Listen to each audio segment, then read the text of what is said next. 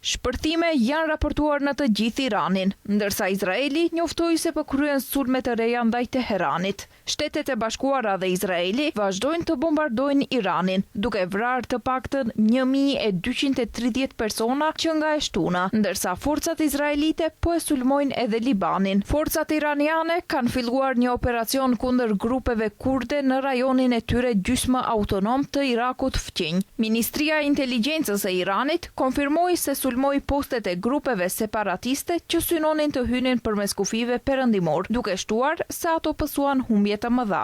Deklarata e Ministrisë iraniane thekson se forcat iraniane po bashkëpunojnë me kurdët fisnik, siç i quajtën ata, për të penguar planin izraelito-amerikan për të sulmuar tokën iraniane. Këto sulme iraniane vijnë ndërsa ka pasur raportime se SHBA-t janë në bisedime me forcat kurde në një përpjekje për t'i armatosur ato dhe për të nxitur një kryengritje kundër Teheranit. Ndërkohë, Senati i SHBA-s ka bllokuar një rezolut për të frenuar fushatën ushtarake të presidentit Donald Trump kundër Iranit, duke votuar 53 me 47 kundër mocionit procedural. Konflikti ka penguar furnizimet globale me naftë dhe gaz, me anije madhërash që shmangin ngushticën jetike të Hormuzit, pasi trupat e Gradës Revolucionare iraniane njoftoi mbylljen e saj.